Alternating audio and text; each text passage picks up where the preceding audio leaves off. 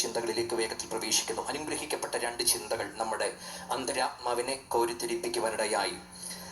Empowered life, ശാക്തീകരിക്കപ്പെട്ട ജീവിതം എന്നതാണ് ഇന്ന് രാത്രി നമ്മുടെ പ്രമേയം. റോമലേഖനം 12-ാം അധ്യായം അതിൻ്റെ 1-2 വാക്യങ്ങളാണ് അതിൻ്റെ പ്രധാന പ്രമേയ വാക്യമായിട്ട് നമ്മൾ എടുത്തിരിക്കുന്നതെങ്കിലും ഇന്ന് രാത്രിയിൽ ആ 12-ന്റെ 1-2 പറയുന്ന യഥാർത്ഥത്തിലുള്ള പുതുക്കത്തിന്റെ അനുഭവത്തിലേക്ക് വരേണ്ടതിന് അടിസ്ഥാനപ്പെട്ടിരിക്കുന്ന ഒരു അധ്യായമാണ് 8-ാം അധ്യായം. 8-ാം അധ്യായത്തിനകത്ത് പറഞ്ഞിരിക്കുന്ന പരിശുദ്ധാത്മാവിന്റെ ശാക്തീകരണവും അതിന്റെ ഇടപെടലിനെ പറ്റിയാണ് ഇന്ന് രാത്രി നമ്മൾ ഒരുമിച്ച് സംസാരിക്കാൻ താല്പര്യപ്പെടുന്നത്. ഈ പ്രമേയത്തിന് 2 ഭാഗമാണുള്ളത്. 1 ശക്തിപ്പെടുക, 2 രൂപാന്തരപ്പെടുക. ശാക്തീകരിക്കപ്പെടുക, രൂപാന്തരപ്പെടുക. ആന്തരികവും ബാഹ്യവുമായി നടക്കുന്ന സമ്പൂർണമായ മാറ്റമാണ് രൂപാന്തരം. ബാഹ്യ പ്രകടനമല്ല രൂപാന്തരം, മറിച്ച് അനുദിന ജീവിതത്തിൽ വരുന്ന പുതുക്കങ്ങൾ, അന്തരാത്മാവിൽ സംഭവിക്കുന്ന സമ്പൂർണ്ണ മാറ്റമാണ് ശരിക്കും രൂപാന്തരം എന്ന് പറയുന്നത്. ഈ രൂപാന്തരത്തിന് ശക്തീകരണം ആവശ്യമാണ്, ശക്തിപ്പെടൽ ആവശ്യമാണ്. യേശു കർത്താവിന്റെ ജീവിതത്തിനകത്തു പോലും തന്റെ മനുഷ്യത്വത്തിനകത്ത് ഇങ്ങനൊരു ശക്തീകരണം ഉണ്ടായിരുന്നു. അപ്പോസ്തല പ്രവൃത്തി 10-ാം അധ്യായം അതിന്റെ 38-ാമത്തെ വാക്യത്തിനകത്ത് ഇപ്രകാരം കാണുന്നുണ്ട്: നസ്രയനായ യേശുവിനെ ദൈവം പരിശുദ്ധാത്മാവിനാലും ശക്തിയാലും അഭിഷേകം ചെയ്തു.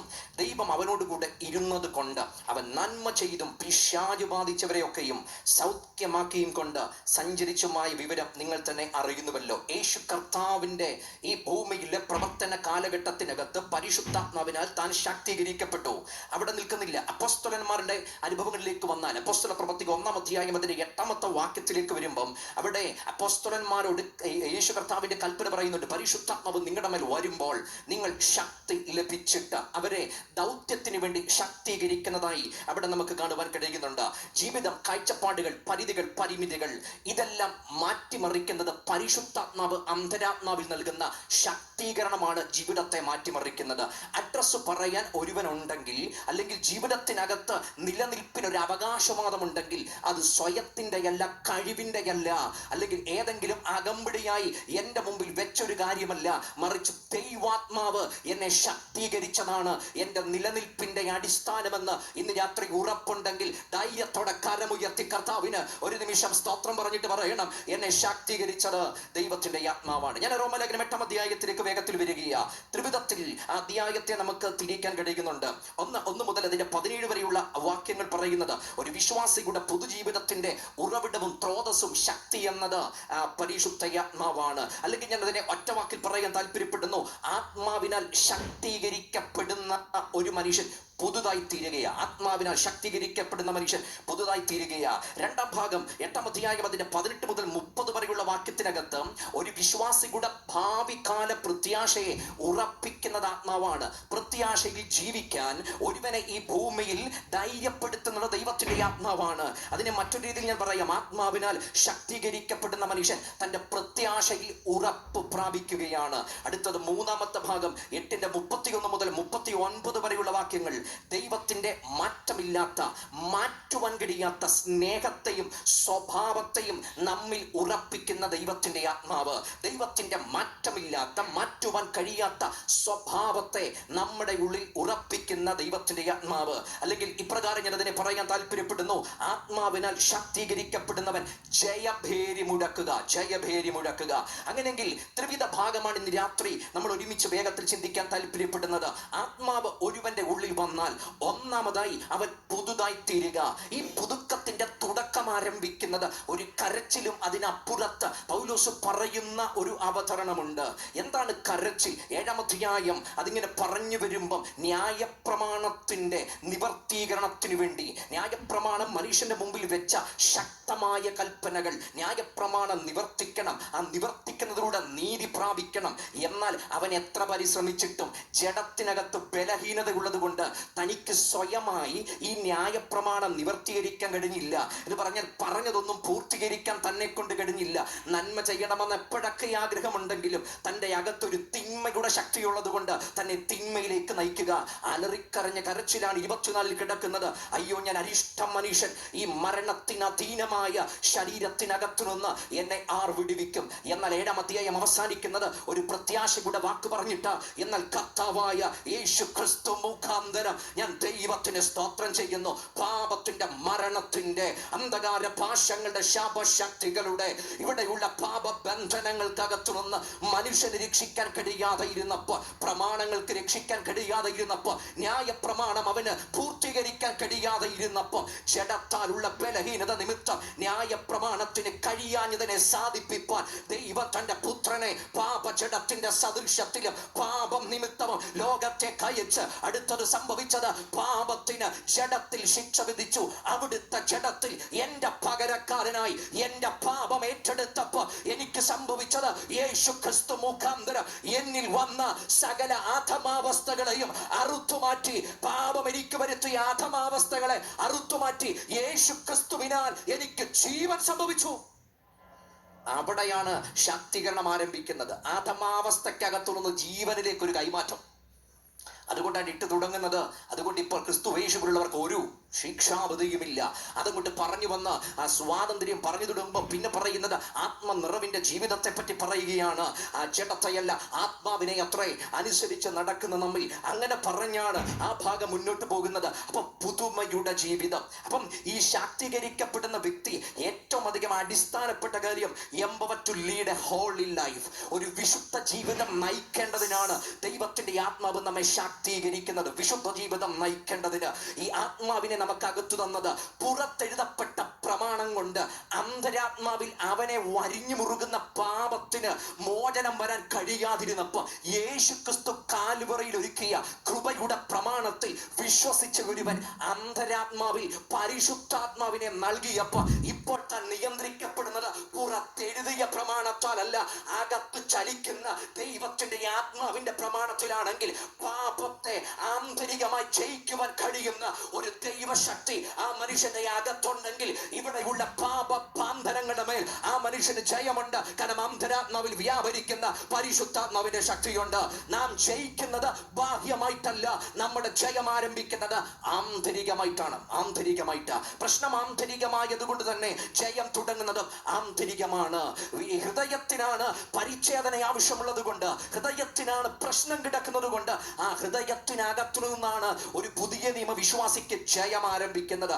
അന്തരാത്മാവിൽ ശാക്തീകരിക്കപ്പെട്ട ഒരു വ്യക്തിയാണെങ്കിൽ ആ വ്യക്തി അകത്തനുഭവിക്കുന്ന ആഴമായൊരു ജയമുണ്ട്. ആഴമായൊരു ജയമുണ്ട്. അപ്പം ഒന്ന്, അന്തരാത്മാവിൽ താൻ അനുഭവിക്കുന്ന ആഴമായൊരു ജയം. രണ്ടാം ഭാഗം നമ്മൾ ആ വായിച്ച ഭാഗത്തേക്ക് വരുമ്പോൾ ഈ മനുഷ്യൻ അന്തരാത്മാവിൽ അനുഭവിക്കുന്ന ആ ജയത്തെ തന്നെ ഓർപ്പിച്ചുകൊണ്ട് തന്നെ ഒരു വിശുദ്ധ ജീവിതത്തിനായിട്ട് തന്നെ വിളിക്കുക, വിശുദ്ധ ജീവിതത്തിനകത്ത് വിളിക്കുക. അതുകൊണ്ട് നമ്മൾ ആ 1 മുതൽ 17 വരെയുള്ള വാക്യം വരുമ്പോൾ അവിടെ ഒരു 4 രീതിയിലുള്ള കോൺട്രാസ്റ്റ് അവിടെ കാണാൻ കഴിയുന്നുണ്ട്. ഒന്ന്, ജീവന്റെ ആത്മാവിന്റെ പ്രമാണം. 2, പാപത്തിന്റെയും മരണത്തിന്റെയും പ്രമാണം. അടുത്തത് ജഡ സ്വഭാവമുള്ളവർ. 2, ആത്മസ്വഭാവമുള്ളവർ. 3, ക്രിസ്തുവിന്റെ ആത്മാവുള്ളവൻ, ക്രിസ്തുവിന്റെ ആത്മാവ് ഇല്ലാത്തവൻ. അടുത്തത് ദാസ്യത്വത്തിന്റെ ആത്മാവ്, പുത്രത്വത്തിന്റെ ആത്മാവ്. 4 വിധത്തിൽ ആ ഭാഗത്തെ കോൺട്രാസ്റ്റ് ചെയ്തുകൊണ്ട് പറയുകയാണ്, ഇങ്ങനൊരു വടംവലി ഇവിടെയുണ്ട്, വടംവലി ഇവിടെയുണ്ട്. എന്നാൽ ഈ വടംവലിയുടെ നടുവിൽ തന്നെയാണ് ഒരു വ്യക്തിക്ക് ആത്മാവിന്റെ അകമ്പടിയോടെ ജയമുള്ളത്. ആത്മാവിന്റെ അകമ്പടിയോട് ജയമുള്ളത്. അതിന്റെ 16ാമത്തെ വാക്യമാണ് എന്നെ ഏറ്റവും അധികം ഇഷ്ടപ്പെടുത്തിയ ഒരു വാക്യം. അവിടെ നമ്മുടെ ഏറ്റവും അധികം ഉറപ്പെന്ന് പറയുന്നത്, നാം ദൈവത്തിന്റെ മക്കളെന്ന് ആത്മാവ് താനും നമ്മുടെ ആത്മാവോട് സാക്ഷ്യം പറയുന്നു. ഈ വിശുദ്ധ ജീവിതം നയിക്കാൻ നമ്മെ അടിസ്ഥാനപരമായി ഉറപ്പിക്കുന്ന ഘടകം ആത്മാവ് നമ്മോട് കൈമാറുക. നീ സാധാരണക്കാരനല്ല, നീതീകരിക്കപ്പെട്ടതിലൂടെ നീ ദൈവത്തിന്റെ മകനാണ്. വിശുദ്ധ ജീവിതം നയിക്കാൻ എനിക്ക് എഴുതപ്പെട്ട മറ്റൊരു കാരണമില്ലെങ്കിലും എന്റെ അകത്ത് ദൈവാത്മാവ് ഉണ്ടെങ്കിൽ ആ ദൈവാത്മാവ് എന്നെ വിശുദ്ധിയിലേക്ക് നയിക്കുന്ന ആത്മാവാ.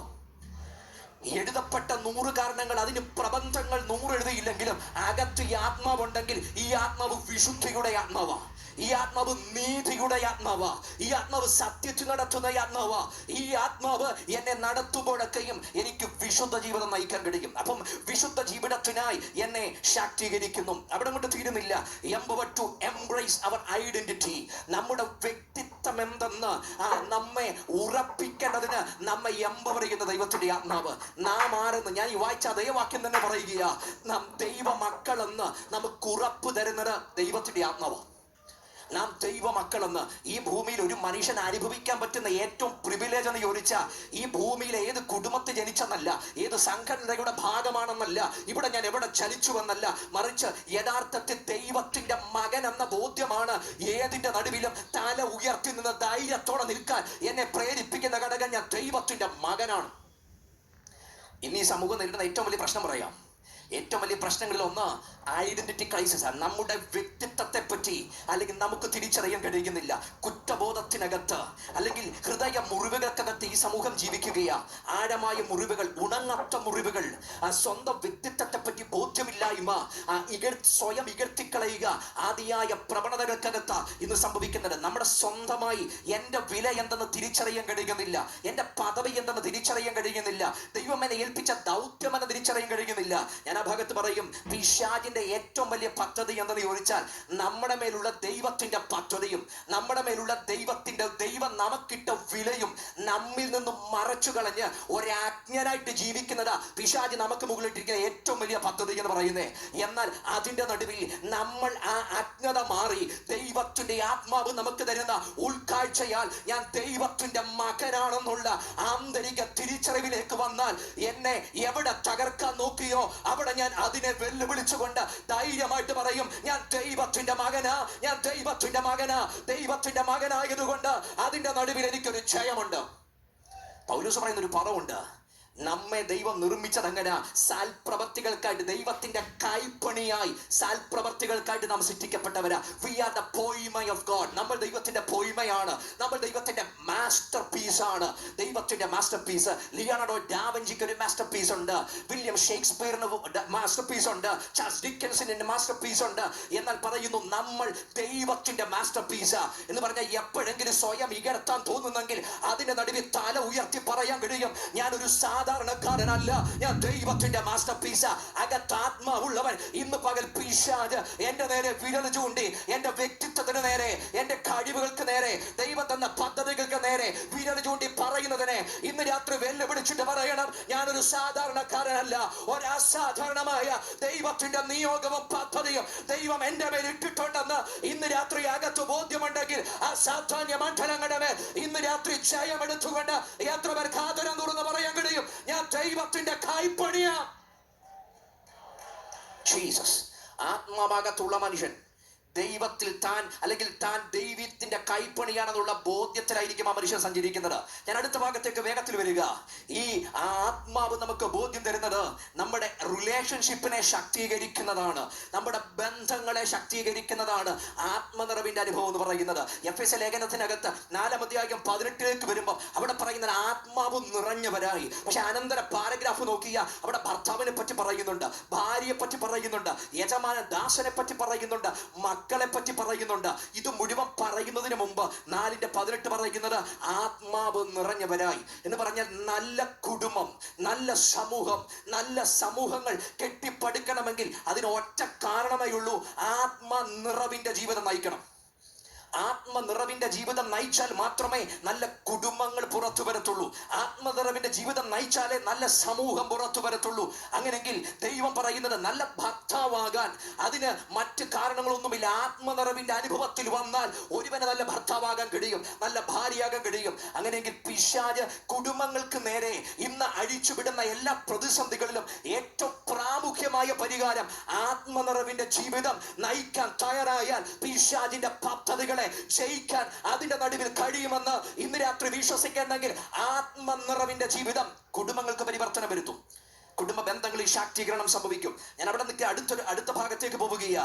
ഈ ആത്മാവ് നമ്മുടെ ഉള്ളിൽ വന്നാൽ നമുക്ക് ലഭിക്കുന്ന ഏറ്റവും വലിയ ആ ഉറപ്പ് ഞാൻ പറയാം, ഇതിനെയെല്ലാം വെല്ലുവിളിക്കാൻ ദൈവം നമുക്കൊരു ആന്തരിക കൃപ പകരും എന്ന് പറഞ്ഞാൽ ഇവിടെയുള്ള സകലത്തെയും നമ്മൾ വെല്ലുവിളിക്ക് കൗണ്ടർ അറ്റാക്ക്. ആത്മാവ് ഒരുവന്റെ ഉള്ളിൽ ശാക്തീകരണം നൽകിയ ആ വ്യക്തി കൗണ്ടർ അറ്റാക്കി എന്ന് പറഞ്ഞാൽ എന്റെ മുമ്പിൽ 100 പേർ ഒരേ കാര്യം കൊണ്ട് തകർന്നു പോയത്, ഒരേ കാര്യം കൊണ്ട് തകരുന്ന അവസ്ഥ വന്നാൽ ആത്മനിറവ് കൊണ്ട് ആ തകർച്ച എനിക്ക് ജയിക്കാൻ കഴിയും. ഈ ഭാഗം തന്നെ ആ ക്രിസ്തുവിന്റെ സ്നേഹത്തെ മനസ്സിലാക്കിയ ആ 3-ാം ഭാഗത്തേക്ക് നമ്മൾ വരുമ്പോൾ അവിടെ പൗലോസ് പറയുന്ന ഒരു പദമുണ്ട്. 3 തിരിച്ചറിവുകൾ തനിക്ക് ഒന്നാമത് സംഭവിച്ചു. ദൈവം എനിക്ക് അനുകൂലമാണ്, രണ്ടാമത്തേത് ദൈവം എന്നെ തിരഞ്ഞെടുത്തു, മൂന്നാമത്തേത് ദൈവം എന്നെ നീതീകരിച്ചു. ഈ 3 തിരിച്ചറിവുകൾ തനിക്ക് സംഭവിച്ചു.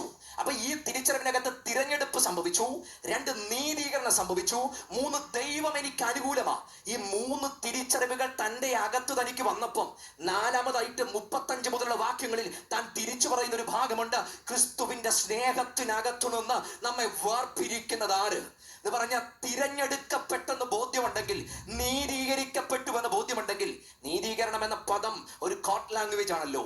ഇത് ഈ കോടതിയുടെ ഭാഷയാകുന്നത് കൊണ്ട് തന്നെ കോടതിക്കകത്തൊരു ന്യായാധിപനുണ്ട്, കോടതിക്കകത്തൊരു വാദിയുണ്ട്, പൃഥ്വിയുണ്ട്, ആരോപിക്കപ്പെട്ട കുറ്റമുണ്ട്. ആ കുറ്റം അവിടെ നിർദ്ദയം തെളിയിക്കപ്പെട്ട് നിൽക്കുക.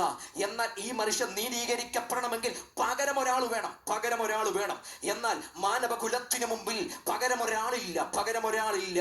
അവന് മരണം ഉറപ്പായിട്ട് നിൽക്കുമ്പോൾ ആ കോടതി മുറിക്കകത്തേക്ക് ഒരുവൻ വരികയാ. ആ മനുഷ്യൻ അവിടെ വന്നിട്ട് ഈ മനുഷ്യന്റെ പാപത്തെ വഹിച്ചുകൊണ്ട് അവന് പകരക്കാരനായി ആ പ്രതിക്കൂട്ടിനകത്തേക്ക് കയറി. അപ്പോൾ സ്വർഗീയ കോടതി ഈ മനുഷ്യനെ നോക്കി, മാനവകുലത്തെ നോക്കി വിളിച്ചു പറഞ്ഞൊരു പദമുണ്ട്, യു ആർ ജസ്റ്റിഫൈഡ്. നീ നീതീകരിക്കപ്പെട്ടു. നിന്റെ മെറിറ്റ് കൊണ്ടല്ല, നിന്റെ പകരക്കാരനായി ഒരുവൻ ഇവിടെ നിൽക്കുന്നത് കൊണ്ട് നീ നീതീകരിക്കപ്പെട്ടു. ഇതിന്റെ മറ്റൊരു ചിത്രം വെളിപ്പാട് പുസ്തകത്തിനകത്ത് കാണുന്നുണ്ട്. അവിടെ ആ പുസ്തകം തുറപ്പാൻ, അതിന്റെ മുദ്ര പൊട്ടിപ്പാൻ യോഗ്യനാരെന്ന ചോദ്യത്തിനകത്ത് സ്വർഗത്തിലൊരാളെ കണ്ടില്ല, ഭൂമിയിൽ ഒരാളെ കണ്ടില്ല, ആ സമൂഹത്തിനകത്ത് ഒറ്റ മനുഷ്യനെ കണ്ടില്ല. എന്നാൽ കരഞ്ഞു കലങ്ങിയ കണ്ണുമായി നിൽക്കുന്ന യോഹന്നാനോട് പറഞ്ഞ ഒരു ദൂതുണ്ട്, നീ ഭയപ്പെടണ്ട, നീ ഭാരപ്പെടണ്ട, മറിച്ച് ഈ പുസ്തകം തുറപ്പാനും ഇതിന്റെ മുദ്ര പൊട്ടിപ്പാനും ഒരുവൻ യോഗ്യനാണ്. ദാവീദ് ഗോത്രത്തിന്റെ സിംഹമായവൻ ഈ മുദ്ര പൊട്ടിപ്പാൻ അവിടുന്ന് യോഗ്യനാണെങ്കിൽ മാനവകുലത്തിന് കഴിയാത്തത്, പ്രഗൽഭന്മാർക്ക് കഴിയാത്തത്, യേശു തന്റെ ദേഹമെന്ന തിരശീല ചിന്തി നമുക്ക് വേണ്ടി നിർവഹിച്ചു തന്നെങ്കിൽ, യേശു ക്രിസ്തു മുഖാന്തരം നീതീകരണം അനുഭവിക്കുന്ന ദൈവമക്കൾ ഇന്ന് രാത്രി ഇതിനകത്ത് ഇരിപ്പുണ്ടെങ്കിൽ ഉള്ളു തുറന്ന് സന്തോഷിച്ച ധൈര്യത്തോടെ ദൈവത്തിന് നന്ദി പറഞ്ഞിട്ട് പറ. അടിമത്തത്തിന്റെ അമിക്കയറുകളെ അറുത്തുമാറ്റി യേശു ക്രിസ്തു മുഖാന്തരം എന്നെ നീതീകരിച്ച ദൈവത്തിന് സ്തോത്രം.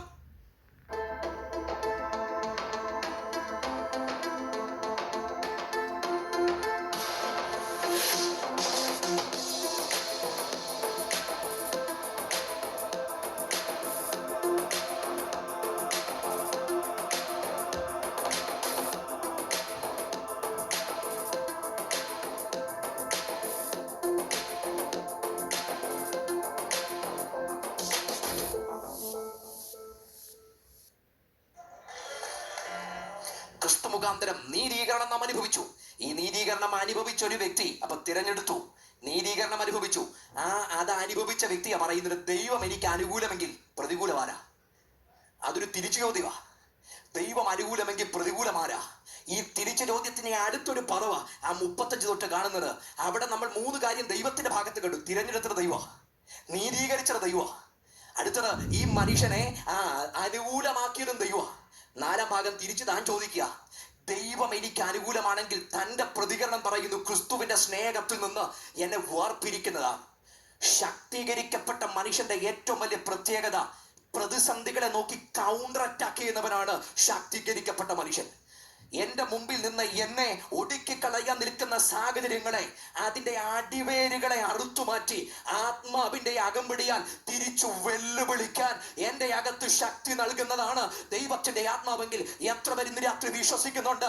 തിരിച്ചു വെല്ലുവിളിക്കാൻ പാകത്തിന് എനിക്ക് ശക്തി നൽകുന്ന ദൈവത്തിന്റെ ആത്മാവുണ്ട്. തിരിച്ചു വെല്ലുവിളിക്കുക.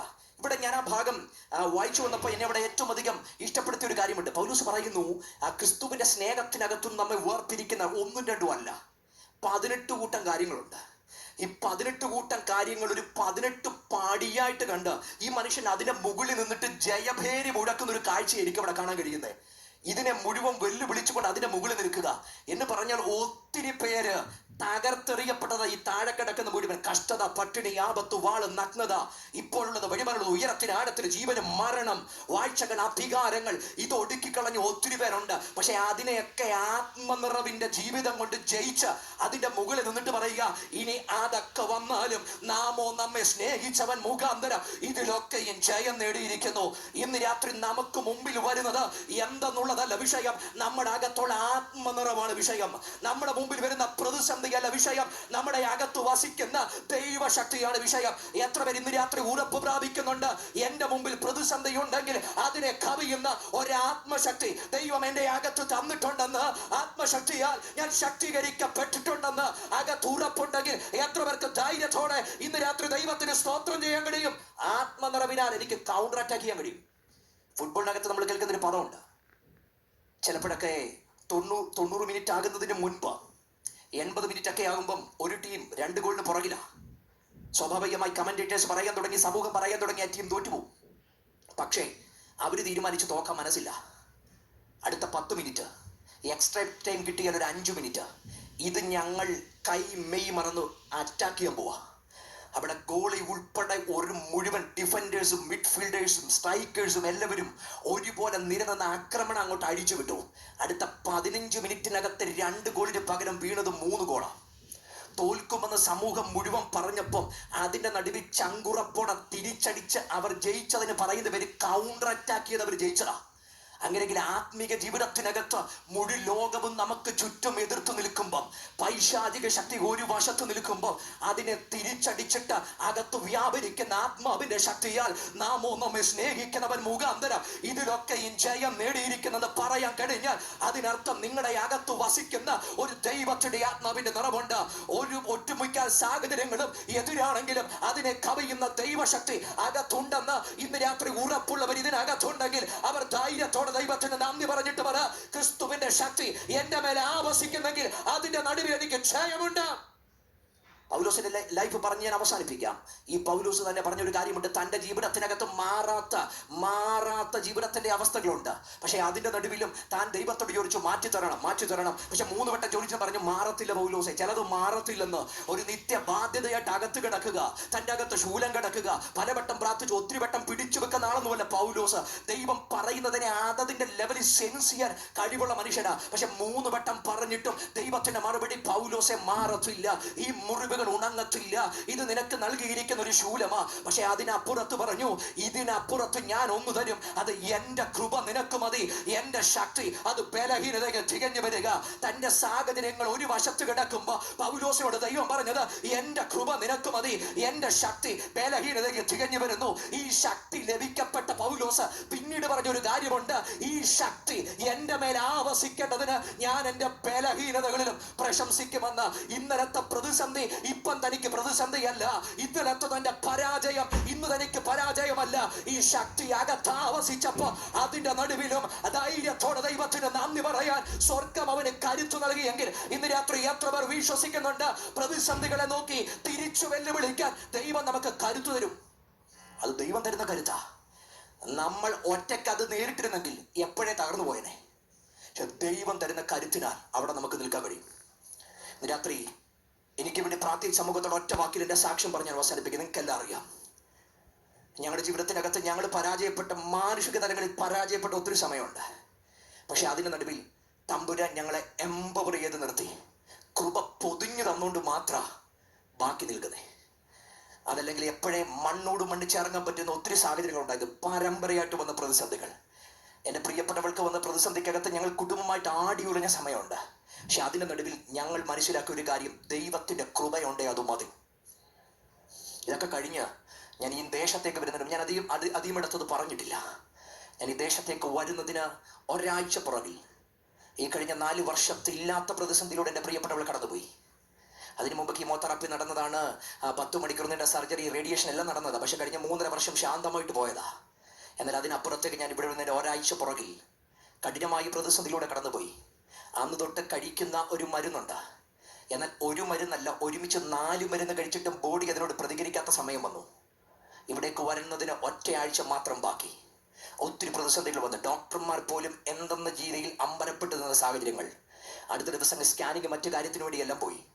എന്നാൽ ഞങ്ങൾക്ക് വേണ്ടി ഒരു സഭ, സമൂഹം, ഞങ്ങൾ ശുശ്രൂഷിക്കുന്ന ദൈവമക്കൾ ഞങ്ങൾക്ക് വേണ്ടി പ്രാർത്ഥിച്ചു തുടങ്ങി. ഞങ്ങളെ അറിയാവുന്ന ചില ദൈവദാസന്മാർ ഞങ്ങൾക്ക് വേണ്ടി പ്രാർത്ഥിച്ചു തുടങ്ങി. ഞങ്ങൾ ഒരുമിച്ചിരുന്ന് ഞങ്ങളുടെ മാതാപിതാക്കൾ ഞങ്ങൾക്ക് വേണ്ടി പ്രാർത്ഥിച്ചു തുടങ്ങി. പക്ഷെ അവിടെ സംഭവിച്ചൊരു കാര്യമുണ്ട്. ചില പ്രതിസന്ധിക്കകത്ത് മാറാൻ പറഞ്ഞപ്പോൾ തമ്പുരാൻ പറഞ്ഞു, മാറില്ല, അതിനകത്ത് എൻ്റെ കൃപ തരും. പക്ഷെ ഈ പ്രതിസന്ധി അനിവാര്യമായി നിന്നപ്പം ദൈവത്തോട് പ്രാർത്ഥിച്ചു, ദൈവമേ അതിനകത്ത് ഒരു ദൈവത്തിന്റെ ഇടപെടൽ നടക്കണം.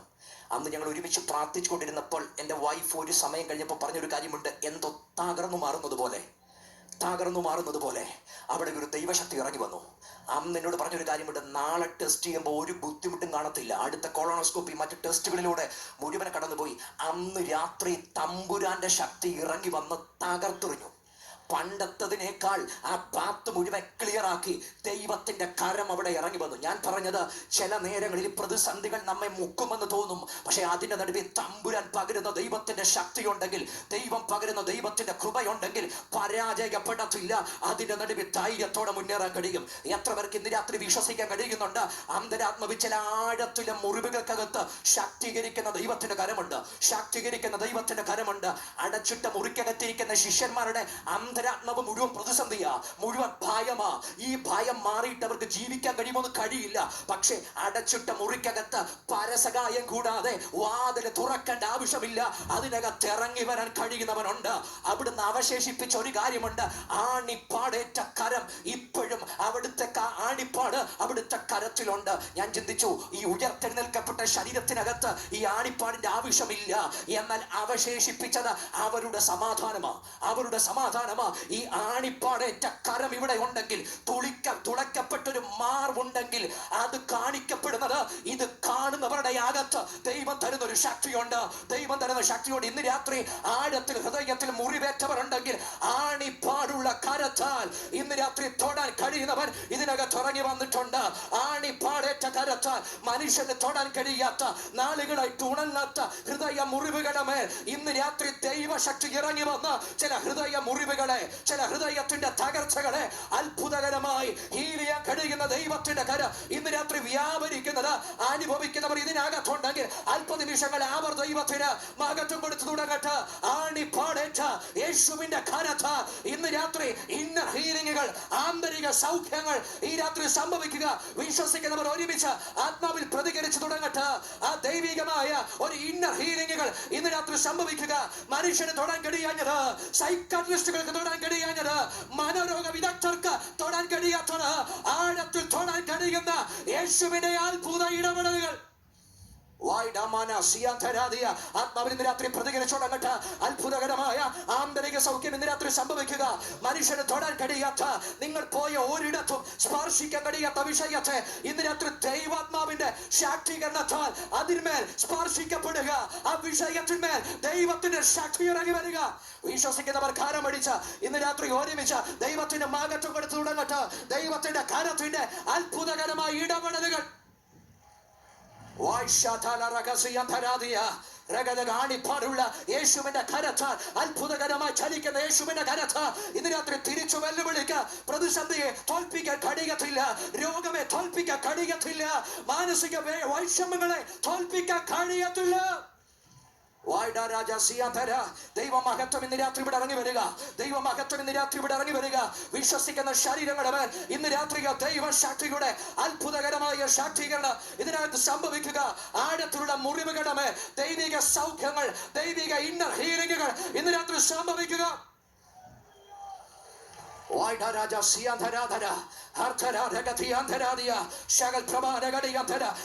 മാനസികമായിട്ടുള്ള ചില പിരിമുറുക്കങ്ങൾ അഴിഞ്ഞു മാറുക. അന്തരാത്മാവിലുള്ള വല്ലാത്ത വൈഷമ്യങ്ങൾ ഇന്ന് രാത്രി തകർന്നു മാറുക. യേശുവിന്റെ നാമത്തിന്റെ ശക്തി, അകാൽവറിയുടെ ശക്തി, യേശുവിന്റെ രക്തത്തിന്റെ ശക്തി, പരിശുദ്ധാത്മാവിന്റെ ശക്തി.